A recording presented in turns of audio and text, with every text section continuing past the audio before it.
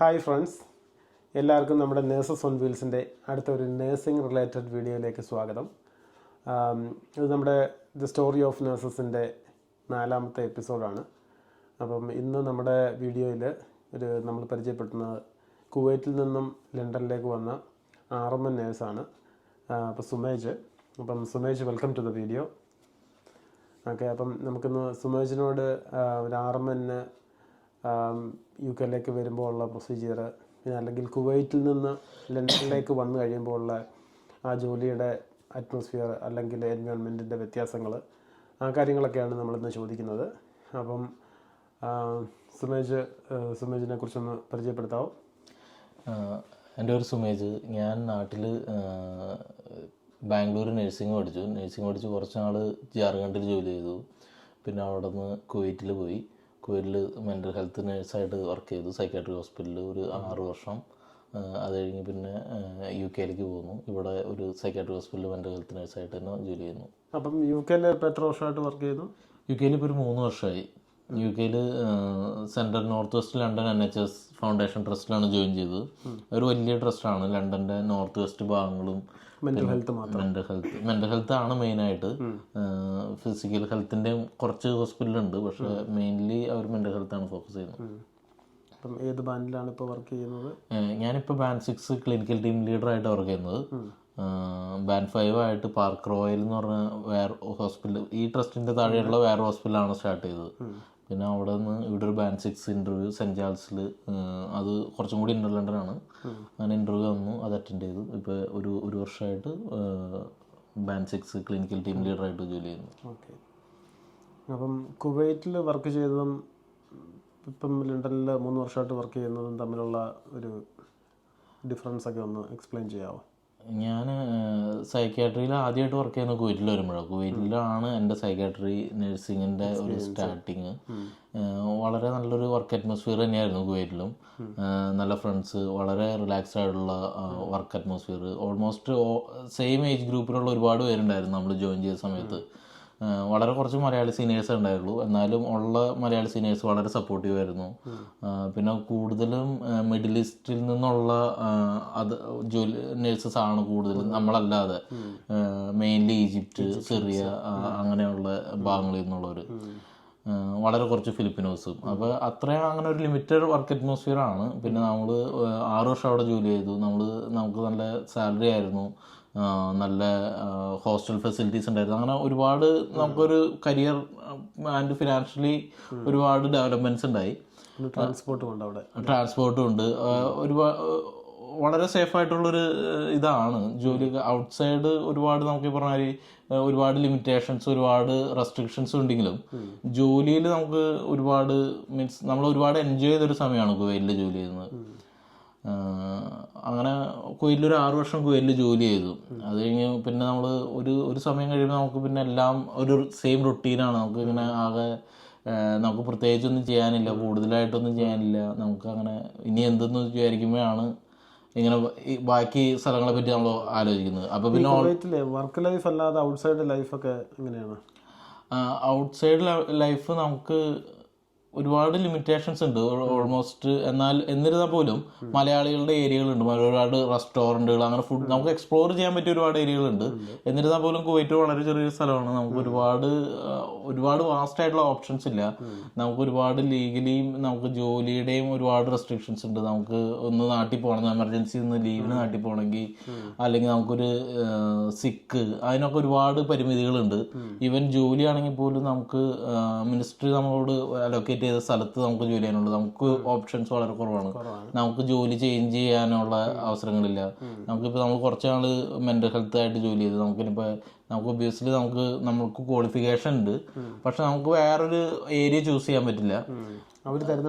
അതെ നമ്മൾ ആ ഒരു ലിമിറ്റഡ് സ്പേസ് ഉള്ളൂ. നമുക്ക് അതിനകത്ത് നിന്നിട്ടുള്ള ഇതുള്ളൂ. പിന്നെ കരിയർ ആണെങ്കിലും നമുക്ക് വേറെ പ്രൊഫഷണൽ ആണെങ്കിലും വേറെ ഒരുപാട് ഓപ്പർച്യൂണിറ്റീസ് ഇല്ല.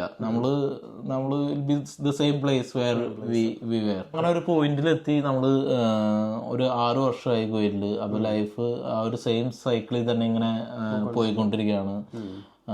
അപ്പോൾ നമുക്ക് ഒരു മടുപ്പ് അനുഭവപ്പെട്ടു തുടങ്ങി. അങ്ങനെ ഇരുന്നപ്പോഴാണ് ഈ IELTS-ൻ്റെയും ഈ ഓസ്ട്രേലിയ, ന്യൂസിലൻഡ്, UK കുറച്ചും കൂടി ലിബറലാവുന്നതും ആളുകൾ കൂടുതൽ ഇങ്ങോട്ട് വന്നു തുടങ്ങുന്നു. അപ്പോൾ പിന്നെ നമ്മൾ IELTS എഴുതി കിട്ടി. അങ്ങനെ കുവൈറ്റിൽ നിന്ന് ചെയ്തു. അങ്ങനെ അവിടെ നിന്ന് UK-ലേക്ക് പോകുന്നു. CBT കുവൈറ്റ് ചെയ്തു. CBT ആദ്യം അഡൽട്ടിൻ്റെ ചെയ്തു. എന്നിട്ട് ഞാൻ സൈക്കാട്രി ആണ് പ്രിഫർ ചെയ്തത്. അപ്പോൾ അവരെന്നോട് അതെ. അപ്പോൾ അങ്ങനെ രണ്ടാമത് സൈക്കാട്രി ചെയ്യാൻ പറഞ്ഞു. അങ്ങനെ നമ്മൾ സൈക്കാട്രിയുടെ CBT രണ്ടാമത് ചെയ്തു. ഈ ട്രസ്റ്റിൻ്റെ ഒരു ഇൻ്റർവ്യൂ വന്നു. അപ്പോൾ നമ്മളത് അറ്റൻഡ് ചെയ്തു. അങ്ങനെ ആ പ്രൊസീജിയറൊക്കെ ചെയ്ത് നമ്മളിവിടെ വന്നു. വന്നു കഴിഞ്ഞപ്പോൾ ഞാനായിരുന്നു രണ്ടാമത്തെ ഇൻ്റർനാഷണൽ നേഴ്സ് ഞങ്ങളുടെ ട്രസ്റ്റിൽ. എനിക്ക് മുമ്പൊരു ഇൻ്റർനാഷണൽ നേഴ്സ്, പുള്ളിക്കാരി തമിഴ്നാട്ടുകാരിയാണ്, പക്ഷെ കിട്ടിയേക്കുന്ന ഒരു മലയാളിയാണ്. അപ്പോൾ മലയാളം നന്നായിട്ട് സംസാരിക്കും. അപ്പോൾ നമുക്ക് അങ്ങനെ ഞങ്ങൾ രണ്ടുപേരേ ഉള്ളൂ ആ ട്രസ്റ്റിൽ. എൻ്റെ അറിവിൽ വർക്ക് ചെയ്യുന്ന ഹോസ്പിറ്റലിൽ വാർഡിലാണെങ്കിൽ പോലും കൂടുതൽ നൈജീരിയൻസ് ആയിരുന്നു സ്റ്റാർട്ട് ചെയ്തത്. ആ ഒരു നൈജീരിയൻ കമ്മ്യൂണിറ്റിയുടെ ഏരിയയിലുള്ളൊരു ഹോസ്പിറ്റലായിരുന്നു, ബ്ലാക്ക് കമ്മ്യൂണിറ്റിയുടെ. അപ്പോൾ ആഫ്രിക്കൻസ് ആയിരുന്നു കൂടുതലും അവിടെ വർക്ക് ചെയ്യുന്നത്. അപ്പോൾ ടോട്ടലി ഒരു ഡിഫറെൻറ്റ് അറ്റ്മോസ്ഫിയർ ആയിരുന്നു. നമുക്ക് ആ ഒരു കുവൈറ്റിൻ്റെ ഒരു കംഫർട്ട് സോണിൽ നിന്ന് ഇങ്ങോട്ട് വന്നപ്പോൾ ആദ്യം നമുക്ക് വളരെ ചലഞ്ചിങ് ആയിരുന്നു. ലാംഗ്വേജിൻ്റെ പ്രശ്നം, നമുക്ക് ഒരുപാട് പേഷ്യൻ്റായിട്ട് ഇൻട്രാക്ഷൻ, പേഷ്യൻസിനെ മാനേജ് ചെയ്യുന്നത് ടോട്ടലി ഡിഫറെൻ്റ് ആയിട്ടാണ്. നമ്മൾ മെഡിസിൻ മാനേജ്മെൻറ്റ്, ഡോക്യുമെൻറ്റേഷൻ എല്ലാം വളരെ ഡിഫറെൻ്റ് ആണ്. അപ്പോൾ ഇതെല്ലാം ഇനിഷ്യലി ഒരു ക്രൈസിസ് പീരീഡ് ആയിരുന്നു. എന്നാൽ പോലും നമുക്ക് ഒരു കുറച്ച് കൂടി ജോബ് സാറ്റിസ്ഫാക്ഷൻ ഫീൽ ചെയ്ത് തുടങ്ങി. കാരണം നമ്മൾ ഒരുപാട് റിസ്കുകൾ ഉണ്ടെങ്കിൽ നമ്മൾ എന്തൊക്കെ ചെയ്യുന്നതായിട്ട് നമുക്ക് ഈ പറഞ്ഞ നമുക്ക് വർക്ക് പ്ലേസിലാണെങ്കിൽ പോലും നമ്മുടെ കാര്യങ്ങളൊക്കെ അറിഞ്ഞ് നമ്മൾ കാര്യങ്ങൾ ചെയ്തു തുടങ്ങുമ്പോൾ നമുക്ക് അതിൻ്റെ ഒരു റെസ്പെക്റ്റ് കിട്ടുന്നതും അപ്പോൾ നമുക്ക് ആ ഒരു ചേഞ്ച് നമുക്ക് ഫീൽ ചെയ്ത് തുടങ്ങി. പിന്നെ വളരെ മോട്ടിവേറ്റിംഗ് ആയിട്ടുള്ളൊരു അറ്റ്മോസ്ഫിയർ ആയിരുന്നു. നമുക്ക് നമ്മളൊരിക്കലും നമ്മുടെ ഒരു ഭാഷയുടെ, നമ്മുടെ നാട്ടിൽ നിന്ന് നമ്മുടെ ഒരു ഇംഗ്ലീഷ് ബാക്ക്ഗ്രൗണ്ടൊക്കെ അത്ര സോളിഡ് അല്ല. എന്നിരുന്നാൽ പോലും അവർ ഒരിക്കലും നമ്മളെ ഭാഷയുടെ കാര്യത്തിൽ കളിയാക്കുകയോ നമ്മൾ പറയുന്നതിൽ എന്തെങ്കിലും മിസ്റ്റേക്ക് ഉണ്ടെങ്കിൽ അങ്ങനെ കളിയാക്കുകയൊന്നുമില്ല. നമ്മൾ എപ്പോഴും നമ്മൾ എൻകറേജ് ചെയ്തിട്ടുള്ളൂ. ഒരുപാട് കരിയർ ഓപ്ഷൻസ്, നമുക്ക് പഠിക്കാൻ ഒരുപാട് ഓപ്പർച്യൂണിറ്റീസ്, ഒരുപാട് ട്രെയിനിങ് അതൊക്കെ നമുക്കിങ്ങനെ കിട്ടിക്കൊണ്ടിരിക്കും. അപ്പോൾ നമുക്ക് എത്രത്തോളം നമുക്ക് ചെയ്യണോ അത്രത്തോളം ചെയ്യാം. കരിയർ പ്രോഗ്രഷൻ, നമുക്ക് സെൽഫ് ഇമ്പ്രൂവ് ചെയ്യാനുള്ള ഓപ്ഷൻസ്, നമ്മുടെ അതർ സ്കിൽസ് ഡെവലപ്പ് ചെയ്യാനുള്ള ഓപ്ഷൻസ്, മൊത്തത്തിൽ ഭയങ്കര നമുക്കൊരു മോട്ടിവേറ്റിംഗ്, അല്ലെങ്കിൽ നമുക്ക് ഒരുപാട് നമുക്ക് മുന്നോട്ട് ഗോൾ സെറ്റ് ചെയ്യാൻ പറ്റുന്ന ഒരു അവസരമായിരുന്നു. ഓക്കെ. പിന്നെ ഈ ഫിനാൻഷ്യലി പറയുകയാണെങ്കിൽ കുവൈറ്റും ലണ്ടനും കൂടെ കമ്പയർ ചെയ്യുമ്പോൾ, അല്ലെങ്കിൽ UK കൂടെ കമ്പയർ ചെയ്യുമ്പം എങ്ങനെയാണ് വ്യത്യാസം? അതെപ്പോഴും ഇവിടെ വരുമ്പോഴാണെങ്കിലും നമ്മൾ ജോലി ചെയ്യുമ്പോൾ നമ്മുടെ കൂടെ ഉള്ളവരാണെങ്കിലും നമ്മളോട് എപ്പോഴും ചോദിക്കുന്ന ഒരു ചോദ്യമാണ്, കുവൈറ്റിൽ ടാക്സ് ഇല്ല, നിങ്ങൾക്ക് ഒരുപാട് സേവ് ചെയ്യാൻ പറ്റും, അങ്ങനെ ഒരുപാട് സംഭവങ്ങൾ ഇങ്ങനെ പറയുമായിരുന്നു. കുവൈറ്റിൽ ഞാൻ താമസിച്ചുകൊണ്ടിരുന്നപ്പോൾ ഞാൻ ഹോസ്റ്റലാണ് താമസിച്ചുകൊണ്ടിരുന്നത്. ഞാൻ അന്ന് മാരീഡ് അല്ല. ഞാനപ്പോൾ അത് ടോട്ടലി ഒരു ഡിഫറെൻറ്റ് സിറ്റുവേഷൻ ആണ്. കൂടുതൽ ഫാമിലി ആയിട്ട് താമസിക്കുന്നവർ പുറത്ത് റെൻറ്റിന് താമസിക്കുന്നു. എനിക്കപ്പോൾ റെൻറ്റിന് എനിക്ക് അക്കോമഡേഷൻ എനിക്ക് എക്സ്പെൻസ് ഇല്ല. എനിക്ക് ഫുഡിൻ്റെ എക്സ്പെൻസ് മാത്രമേ മെയിനായിട്ട് ഉണ്ടായിരുന്നുള്ളൂ. ട്രാൻസ്പോർട്ടേഷൻ അവർ ട്രാൻസ്പോർട്ടേഷൻ ഉണ്ട്. അപ്പോൾ എനിക്ക് അങ്ങനെ ഒരു മെയിൻ ഏരിയ ഓഫ് എക്സ്പെൻസ് ഇല്ലായിരുന്നു. അപ്പോൾ എൻ്റെ കേസിൽ എനിക്ക് കിട്ടുന്ന കാശ് മാക്സിമം സേവിങ്സ് ആയിരുന്നു. പക്ഷെ ഫാമിലി ആയിട്ട് താമസിക്കുമ്പോൾ നമുക്ക് അക്കോമഡേഷൻ്റെ എക്സ്പെൻസ് ഒരു വലിയ ഏരിയ പോകും.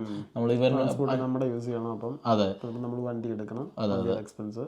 പിന്നെ നമ്മളിപ്പോൾ നമുക്കൊരു ഡെപ്പോസിറ്റ് മണി സെറ്റ് ആയി കഴിയുമ്പോൾ നമുക്കൊരു വീട് ട്രൈ ചെയ്യാം, വീട് മോർഗേജ് ട്രൈ ചെയ്യാം. അങ്ങനത്തെ ഒരു ഓപ്ഷൻ ഒരിക്കലും കുവൈറ്റിലില്ല. നമ്മളിപ്പോൾ ഒരു 10-15 വർഷം വർക്ക് ചെയ്താലും ലൈഫ് ലോങ് റെന്റ് ചെയ്തുകൊണ്ടിരിക്കണം. അപ്പോൾ ആ കാശ് ഒരിക്കലും നമ്മുടെ ഒരു സേവിങ്സിലേക്ക് വരുന്നില്ല. അതൊരു വൺ ഡിഫറൻസ് ആണ്. പിന്നെ നമുക്ക് കുവൈറ്റിൽ നമ്മൾ ഓവർ ടൈം അങ്ങനത്തെ സംഭവങ്ങളോ എക്സ്ട്രാ ഷിഫ്റ്റ്, ഏജൻസി ഷിഫ്റ്റുകൾ, അങ്ങനെ വേറെ ഓപ്പർച്യൂണിറ്റികളില്ല. നമുക്ക് ആ കിട്ടുന്ന ഫിക്സ്ഡ് മന്ത്ലി ഇൻകം എന്താണോ അതാണ് നമുക്ക് എല്ലാ മാസം കിട്ടിക്കൊണ്ടിരിക്കുന്നത്. ഇവിടെ ആകുമ്പോൾ നമുക്ക് ബാങ്ക് ചെയ്യാൻ ഓപ്ഷൻ, ഏജൻസി ചെയ്യാൻ ഓപ്ഷൻ ഉണ്ട്. അതെ. നമ്മൾ ലോങ് ഡേ ആയതുകൊണ്ട് നമുക്ക് ആഴ്ചയിൽ ഒരു 3 ദിവസം ഷിഫ്റ്റ് ചെയ്ത് നമ്മുടെ ആ ലോങ് ഡേ നമ്മുടെ കോൺട്രാക്ട് അവേഴ്സ് മീറ്റ് ചെയ്യും. അത് കഴിഞ്ഞ് നമുക്ക് നമ്മുടെ ട്രസ്റ്റിൽ തന്നെ, നമ്മുടെ ഹോസ്പിറ്റലിൽ തന്നെ ഇഷ്ടംപോലെ ബാങ്ക് ചെയ്യാനുള്ള അവസരങ്ങളുണ്ട്. നമുക്ക് വേണമെങ്കിൽ ഏജൻസി ഷിഫ്റ്റ് ചെയ്യാം. അപ്പോൾ ഇതൊക്കെ എക്സ്ട്രാ മണിയാണ്. അപ്പോൾ നമുക്ക് ഇതൊക്കെ കൂട്ടുമ്പോൾ സത്യം പറഞ്ഞാൽ UK തന്നെയാണ് നമുക്ക് കൂടുതൽ വർക്ക് ചെയ്യാം, കൂടുതൽ ഏൺ ചെയ്യാം. പിന്നെ നമുക്ക് കരിയർ പ്രോഗ്രഷൻ, നമുക്ക് ഇഷ്ടമുള്ള റോളിലേക്ക് മാറാം. നമുക്കൊരു പോയിന്റ് ഓഫ് ടൈം നമുക്ക് ബോറടിച്ച് നമുക്കൊരു ബ്രേക്ക് എടുക്കണമെങ്കിൽ അതിന് ഓപ്ഷൻ ഉണ്ട്. കുവൈറ്റിൽ അങ്ങനത്തെ യാതൊരു അവസരങ്ങളും ഇല്ല. അപ്പോൾ ഇപ്പോൾ 5 നിന്ന് 6 ആയില്ല. ഇപ്പോൾ എന്താണ് 6 ആയിട്ട് എത്ര നാളായി? ഇപ്പോൾ 1 year ആയി. ബാൻഡ് 6 ഇവിടെ വന്ന് 2 year ആയപ്പോഴത്തേക്ക് 6 ആയി. ഞാനൊരു 1.5 വർഷം കഴിയുമ്പോഴേക്കും ഇന്റർവ്യൂ അറ്റൻഡ് ചെയ്തു. അപ്പോൾ ഫസ്റ്റ് ഇന്റർവ്യൂ തന്നെ കിട്ടി, ബാൻഡ് 6 കിട്ടി. അപ്പോൾ അത് കഴിഞ്ഞൊരു 3 മാസത്തോളം എനിക്കൊരു നോട്ടീസ് പീരീഡ് വന്നു. അങ്ങനെ ഇപ്പോൾ ഓക്കെ. അപ്പം ഈ 5 നിന്ന് 6 ആവാൻ താല്പര്യമുള്ള RMNസിനോട് പറയാനുള്ള എന്താണ്? മീൻസ് എന്തൊക്കെ പ്രിപ്പറേഷനാണ്, അല്ലെങ്കിൽ ഇന്റർവ്യൂ എങ്ങനെ അറ്റൻഡ് ചെയ്യണം? മെൻ്റൽ ഹെൽത്ത് എന്ന് പറഞ്ഞാൽ ഒരുപാട് ഏരിയകളുണ്ട് അതിന്. റീഹാബിൽ വർക്ക് ചെയ്യാം, ഫോറൻസിക് ഒരുപാട് ഡിപ്പാർട്ട്മെൻറ്റ്സ് ഉണ്ട്, പിന്നെ അക്യൂട്ട് വാർഡ്, ഓൾഡർ അഡൽട്ട്സ്. അപ്പോൾ നമ്മൾ വർക്ക് ചെയ്യുന്ന വാർഡ് അനുസരിച്ചിട്ട് നമ്മുടെ റെസ്പോൺസിബിലിറ്റിയും റിസ്ക്കും കൂടുതലായിരിക്കും. ഞാൻ വർക്ക് ചെയ്യുന്ന ഒരു അക്യൂട്ട് വാർഡിലാണ്. അക്യൂട്ട് വാർഡ് ഓൾവേസ് എപ്പോഴും റിസ്കി ആയിരിക്കും, അഡ്മിഷൻ ആയിരിക്കും. നമ്മൾ അവരുടെ ഒരു ക്രൈസിസ് പോയിന്റിലാണ് നമ്മൾ അവരെ മാനേജ് ചെയ്യുന്നത്. അപ്പോൾ ഇച്ചിരി റിസ്ക് ഉള്ള ഏരിയ ആണ്. ഇച്ചിരി കൂടി നമുക്ക് മാനേജ് ചെയ്യാൻ പറ്റില്ലെങ്കിൽ നമുക്ക് ആകെയുള്ള 2 ഓപ്ഷൻ എന്ന് പറഞ്ഞാൽ സെക്ലൂഷൻ റൂംസും സൈക്കാട്രിക് ഇന്റൻസീവ് യൂണിറ്റുകളും ആണ് നമുക്ക് ഒട്ടും മാനേജ് ചെയ്യാൻ. സെക്ലൂഷൻ റൂം ആണെങ്കിൽ നമുക്ക് അവരെ മാനേജ് ചെയ്യാൻ ഒരു സാധ്യതയില്ല. അവർക്കും ബാക്കിയുള്ളവർക്കും വളരെ വലിയ റിസ്ക് ആണ്, ഹാംഫാണ്. അപ്പോൾ നമ്മൾ അവരുടെ സേഫ്റ്റിക്കും ബാക്കിയുള്ളവരുടെ സേഫ്റ്റിക്കും നമ്മൾ അവരൊരു റൂമിൽ നമ്മൾ അവരെ കീപ്പ് ചെയ്യും. അപ്പോൾ റൂമിൽ നമ്മൾ അതിന് പ്രോട്ടോകോൾസ് ഉണ്ട്. നമ്മൾ 2 മണിക്കൂർ കൂടുമ്പോൾ നമ്മൾ നഴ്സസ് അകത്ത് കയറി റിവ്യൂ ചെയ്യണം. 4 മണിക്കൂർ കൂടുമ്പോൾ ഡോക്ടേഴ്സ് റിവ്യൂ ഉണ്ട്. ഫുൾ ടൈം നമ്മളൊരു വിൻഡോ പാനലിൽ ഒരാൾ ഒബ്സർവ് ചെയ്തുകൊണ്ടിരിക്കും. ഓക്സി ഹെൽത്ത് വഴി അവരുടെ വൈറ്റൽ സൈൻസ് ഒക്കെ മോണിറ്റർ ചെയ്യും. അങ്ങനെയുണ്ട്. നമ്മളിതൊക്കെ ഷോർട്ടസ്റ്റ് പീരീഡ് ഓഫ് ടൈം നമ്മൾ ട്രൈ ചെയ്യും. അപ്പോൾ അവർ വൺസ് സെറ്റിൽ ആയിട്ടുണ്ടെങ്കിൽ നമ്മൾ പുറത്ത് 1 to 1 2 to 1 ട്രൈ ചെയ്യുക, അങ്ങനെ ചെയ്യും. പിന്നെ എന്നിട്ട് നമുക്ക് മാനേജ്മെന്റിൽ ഭയങ്കര ഹൈലി അഗ്രസീവ് ആണെങ്കിൽ പിന്നെ PQ എന്ന് പറയും, സൈക്കാട്രിക് ഇന്റൻസീവ് യൂണിറ്റുകൾ, അവിടേക്ക് നമ്മൾ റെഫർ ചെയ്യും. അതാണ് അതിൻ്റെ ഒരു രീതി. അപ്പോൾ ഞാൻ പറഞ്ഞു തന്നു, അക്യൂട്ട് വാർഡുകൾ ഇച്ചിരി ബുദ്ധിമുട്ടാണ് മാനേജ് ചെയ്യാൻ.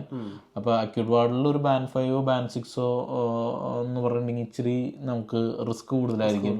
നമുക്ക് ബാൻഡ് 5 എന്ന് പറയുമ്പോൾ നമുക്ക് സ്റ്റുഡൻസ്, ഹെൽത്ത് കെയർ അസിസ്റ്റൻസിനെ മാനേജ് ചെയ്താൽ മതി കൂടുതലും. ഇൻചാർജ് ഷിഫ്റ്റുകൾ വരും. അപ്പോൾ ഇൻചാർജ് ഷിഫ്റ്റ് വരുമ്പോൾ നമുക്ക് 5-നും വരും. ഇൻചാർജ് ഷിഫ്റ്റ് ചെയ്യേണ്ടി വരും. അപ്പോൾ നമ്മൾ ഹോൾ സ്റ്റാഫിനെ, ആ യൂണിറ്റ്, ആ ഒരു വാർഡ് മൊത്തത്തിൽ മാനേജ് ചെയ്യണം. ബാൻഡ് 6 ആകുമ്പോൾ കുറച്ചും കൂടി നമുക്ക് റെസ്പോൺസിബിലിറ്റി ആയി ഒരു ഡെപ്യൂട്ടി വാർഡ് മാനേജർ അല്ലെങ്കിൽ ക്ലിനിക്കൽ ടീം ലീഡർ പോസ്റ്റാണ്. അപ്പോൾ മാനേജർ ഇല്ലാത്ത സമയത്ത് നമ്മൾ മാനേജറെ കവർ ചെയ്യണം. അപ്പോൾ മാനേജറുടെ കുറേ കാര്യങ്ങൾ നമ്മൾ കവർ ചെയ്യേണ്ടതായിട്ട് വരും. നമ്മൾ ബാൻഡ് 5 ആ ജോലികൾ ചെയ്യേണ്ടി വരും. ബാൻഡ് 6 ആകുമ്പോൾ നമ്മൾ എല്ലാം ഓവർവ്യൂ ചെയ്യണം. എല്ലാവരുടെയും മീൻസ് എല്ലാം നമ്മൾ ഓവർവ്യൂ ചെയ്യേണ്ട, സൂപ്പർവൈസ് ചെയ്യേണ്ട ഒരു റോളാണ് ബാൻഡ് 6. അപ്പോൾ അതിൻ്റേതായ റെസ്പോൺസിബിലിറ്റി സ്ട്രെസ്സും ഉണ്ട്. നമ്മൾ ഒരു ഷിഫ്റ്റിൽ ഇൻചാർജ് അല്ലെങ്കിൽ പോലും നമ്മൾ ആ ഷിഫ്റ്റിൽ ഉണ്ടെങ്കിൽ നമ്മൾ ആ ഒരു സീനിയർ നേഴ്സിൻ്റെ റെസ്പോൺസിബിലിറ്റി നമുക്ക് ഉണ്ടാവും. കാരണം നമ്മൾ സപ്പോർട്ട് ചെയ്യാനും നമ്മൾ ആൻസറബിൾ ആണ് മോസ്റ്റ് ഓഫ് ദ സിറ്റുവേഷൻ. അതൊരു വലിയ, എന്നെ സംബന്ധിച്ചിടത്തോളം ഞാൻ വന്നിട്ട് 1.5-2 വർഷം കഴിയുമ്പോഴേക്കും ആ റോളിലേക്ക് പോകാന്ന് പറഞ്ഞാൽ എന്നെ സംബന്ധിച്ചിടത്തോളം ഒരുപാട് റെസ്പോൺസിബിലിറ്റി ഉള്ള സംഭവമാണ്. നമ്മൾ വന്നിട്ട് ഈ സിസ്റ്റം നമ്മളങ്ങ് പഠിച്ചു വന്നേ ഉള്ളൂ. അപ്പോൾ പിന്നെ ഡിപ്പെൻഡ്സ് ഓൺ ഓരോരുത്തരുടെ കപ്പാസിറ്റി. അതിന് മുമ്പ് ബാൻഡ് 6ലേക്ക് പോണവരുണ്ട്. അപ്പോൾ നമുക്ക് എത്രത്തോളം നമുക്കത് മാനേജ് ചെയ്യാൻ പറ്റും എന്നുള്ളതനുസരിച്ചിട്ടുള്ളതാണ്. നമുക്ക് കാര്യങ്ങൾ എത്രത്തോളം അറിയാം, നമുക്ക് എത്രത്തോളം മാനേജ് ചെയ്യാൻ പറ്റും, നമ്മുടെ ലീഡർഷിപ്പ് സ്കിൽസ് എങ്ങനെയാണ്, മാനേജ്മെൻറ്റ് സ്കിൽസ് എങ്ങനെയാണ് എന്നുള്ളതാണ്. പക്ഷേ ഇച്ചിരി നേരത്തെ ആയിട്ട് എനിക്ക് തോന്നിയെങ്കിൽ പോലും പക്ഷെ ഒരു വലിയൊരു ഓപ്പർച്യൂണിറ്റിയാണ് അത് നമുക്ക്. കാരണം നമുക്ക് ഒരുപാട് കാര്യങ്ങൾ ട്രൈ ചെയ്യാം. അപ്പോൾ ഞാനത് പോയപ്പോൾ എനിക്ക് ഇൻ്റർവ്യൂ അറ്റൻഡ് ചെയ്ത് കിട്ടിയപ്പോഴും എനിക്കൊരു സംശയം ഉണ്ടായിരുന്നു, എനിക്കിത് മാനേജ് ചെയ്യാൻ പറ്റുമോ. കാരണം നമുക്കറിയാം വാർഡിൽ ഒരു ക്രൈസിസ് സിറ്റുവേഷൻ, പേഷ്യൻസ് വളരെ അഗ്രസീവ് ആവും, ഫാമിലി ഇതാവും, ഒരുപാട് റിസ്കി സിറ്റുവേഷൻസ് ഉണ്ടാവും, സെൽഫ് ഹാമിങ് ടെൻഡൻസി ഉള്ള പേഷ്യൻസ് ഉണ്ടാവും, ഭയങ്കര വയലൻ്റ് ആയിട്ടുള്ള പേഷ്യൻസ് ഉണ്ടാവും. നമുക്ക് അവരെ റെസ്ട്രെയിൻ ചെയ്യുന്നതിനൊക്കെ നമുക്ക് ഒരുപാട് പരിമിതികളുണ്ട്, ഒരുപാട് ഡോക്യുമെൻറ്റേഷൻ ഉണ്ട്. അപ്പോൾ നമ്മൾ ബാൻഡ് 5 ആയിരുന്നപ്പോൾ ഇതൊക്കെ കാണുന്നുണ്ട്. എന്നിരുന്നാൽ പോലും നമുക്കത് മാനേജ് ചെയ്യാൻ പറ്റുമോ, ബാൻഡ് 6 റൂൾ മാനേജ് ചെയ്യാൻ പറ്റുമോ എന്നുള്ളത് വലിയൊരു കൺഫ്യൂഷനായിരുന്നു. അപ്പോൾ നമ്മുടെ ഒപ്പം വന്ന നമ്മൾ ഇങ്ങനെ ബാൻഡ് 6ലേക്ക് പോകണമെങ്കിൽ നമുക്കും ഒരു ആകാംക്ഷ, നമുക്കിത് പറ്റുമോ, ഒരു ഇൻ്റർവ്യൂ അറ്റൻഡ് ചെയ്യുന്നതിന് നമുക്ക് വലിയ പ്രശ്നമില്ല. നമുക്ക് ഇൻ്റർവ്യൂ അറ്റൻഡ് ചെയ്ത് അവർക്ക് തോന്നാണ് നമ്മൾ കേപ്പബിൾ ആണെങ്കിൽ അവരെടുക്കട്ടെ, അല്ലെങ്കിൽ നമുക്കൊരു എക്സ്പീരിയൻസ്, അത്രേ ഞാൻ ഉദ്ദേശിച്ചുള്ളൂ. അപ്പോൾ ഇൻ്റർവ്യൂ അറ്റൻഡ് ചെയ്തു, അവർ കിട്ടി. അപ്പോൾ നമുക്ക് അപ്പോഴും എൻ്റെ ഒരു പ്ലാൻ എന്ന് വെച്ചാൽ നമ്മൾ ഓക്കെ ട്രൈ ചെയ്യുക, പറ്റിയില്ലെങ്കിൽ നമ്മൾ സ്റ്റെപ്പ് ബാക്ക് ചെയ്യുക, നമ്മൾ ബാൻഡ് 5ലേക്ക് വരിക. അങ്ങനെയായിരുന്നു എൻ്റെ ഒരു പ്ലാൻ. അങ്ങനെ നമ്മൾ അത് ഗിവ് ഇറ്റ് എ ട്രൈ കൊടുത്തു. ഇപ്പോൾ അങ്ങനെ ഒരു വർഷമായിട്ട് ആ റോളിൽ ഇങ്ങനെ ചെയ്യുന്നു. അപ്പോൾ നമുക്ക് ഒരുപാട് ഡെവലപ്മെൻറ്റ് ഓപ്പർച്യൂണിറ്റീസാണ്. നമുക്ക് ഈ പറഞ്ഞാൽ സീനിയർ ലെവലിലുള്ള ഒരുപാട് മീറ്റിങ്ങുകളിൽ പങ്കെടുക്കുക, നമുക്ക് മാനേജറില്ലാത്തപ്പോൾ മാനേജറെ കവർ ചെയ്യുക. അപ്പോൾ ഇതൊക്കെ ഒരുപാട് എക്സ്പീരിയൻസ് ആണ്. ബെഡ് മാനേജ്മെൻറ്റ് റോളും നമുക്ക് ചെയ്യാൻ പറ്റും. അപ്പോൾ നമുക്ക് ചില ഷിഫ്റ്റുകളിൽ ഡിസ്ചാർജ് കാര്യങ്ങളൊക്കെ, അതെ നമ്മൾ യൂണിറ്റ് മൊത്തത്തിൽ മാനേജ് ചെയ്യാനുള്ള അവസരങ്ങൾ. അപ്പോൾ ഇതൊക്കെ നമുക്ക് വളരെ ചലഞ്ചിങ് ആണ്. നമുക്കപ്പോൾ ഒരുപാട് പഠിക്കാനും നമുക്ക് ഒരു കോൺഫിഡൻസ് ബിൽഡ് ചെയ്യാനൊക്കെ ഉള്ള അവസരങ്ങളാണ്. ഇനി മുന്നോട്ടെന്ന് പറഞ്ഞാൽ നമുക്ക് മാനേജ്മെൻറ്റ് പോസ്റ്റിൽ മുന്നോട്ട് പോകാം. ഇനി വാർഡ് മാനേജർ, കരിയർ പ്രോഗ്രഷൻ, അങ്ങനെ നമുക്ക് സ്ട്രെസ് മാനേജ്മെൻ്റ് ആണ്. നമുക്ക് തോന്നാണ് നമുക്കിത് മാനേജ് ചെയ്യാൻ പറ്റും, നമുക്ക് സ്ട്രെസ് മാനേജ് ചെയ്യാൻ പറ്റും, നമുക്ക് സിറ്റുവേഷൻസ് മാനേജ് ചെയ്യാൻ പറ്റും, നമുക്ക് അത്യാവശ്യം കാര്യങ്ങളെ പറ്റി ഒരു ധാരണയുണ്ട്, നമുക്കത് ട്രൈ ചെയ്യാൻ പറ്റുമെന്ന് തോന്നുകയാണെങ്കിൽ നമുക്ക് ഡെഫിനറ്റ്ലി മുകളിലേക്ക് 7 റോൾസ് ട്രൈ ചെയ്യാം. ബാൻഡ് 7 മാനേജ്മെൻറ്റ്, വാർഡ് മാനേജർ റോളുകൾ, പിന്നെ സൈക്കാട്രിക് ലൈസൺ, അതൊക്കെ കമ്മ്യൂണിറ്റി നഴ്സിംഗ്, കമ്മ്യൂണിറ്റി റോളുകൾ, കമ്മ്യൂണിറ്റി ടീം ലീഡർ, അതൊക്കെ അങ്ങനെ ഒരുപാട് അങ്ങനെ ഏരിയകൾ 7 റോളുകളുണ്ട്. നമുക്ക് വൺസ് നമ്മൾ കംഫർട്ടബിൾ ആണ്, കോൺഫിഡൻ്റ് ആകുമ്പോൾ നമുക്ക് അങ്ങനത്തെ റോളുകൾ ട്രൈ ചെയ്യാം. UK ബേസിക്കലി അങ്ങനെ ഒരുപാട് നമുക്ക് കഴിവുണ്ട്, നമുക്ക് ചെയ്യാനൊരു താല്പര്യമുണ്ട്, നമുക്ക് ഇൻട്രസ്റ്റ് ആണെങ്കിൽ നമുക്ക് എത്രത്തോളം വേണമെങ്കിലും ഡെവലപ്പായി പോവാം.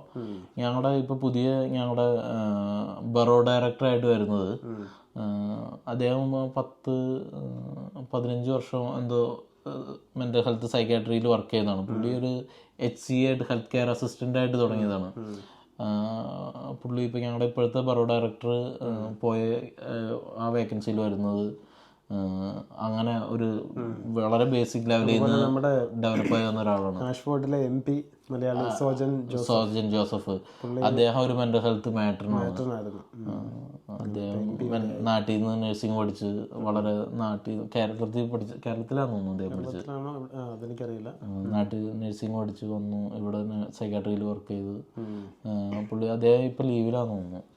അപ്പോൾ നമ്മുടെ ഇന്നത്തെ RMൻ്റെ നഴ്സിംഗ് വിശേഷങ്ങൾ, അതായത് കുവൈറ്റിൽ നിന്ന് വന്ന കാര്യം, ഇവിടുത്തെ RMN ബാൻഡ് 5 റെസ്പോൺസിബിലിറ്റി, 6 റെസ്പോൺസിബിലിറ്റി, അതുപോലെ കാരിയർ പ്രൊഗ്രഷനുള്ള ഓപ്ഷൻ, അങ്ങനെയുള്ള കാര്യങ്ങളൊക്കെ ഡിസ്കസ് ചെയ്തത്. RMN ഫീൽഡുമായിട്ട് ബന്ധമുള്ളവർ അല്ലെങ്കിൽ RMNസിന് ഒക്കെ ഉപകാരപ്രദം ആയി കാണും എന്ന് വിചാരിക്കുന്നു. അപ്പോൾ നമ്മുടെ ഇന്നത്തെ വീഡിയോ ഇഷ്ടപ്പെട്ടെങ്കിൽ അതൊന്ന് ലൈക്ക് ചെയ്യുക, നിങ്ങളുടെ RMN ഫീൽഡിൽ വർക്ക് ചെയ്യുന്ന ഫ്രണ്ട്സിനൊക്കെ ഒന്ന് ഷെയർ ചെയ്യുക.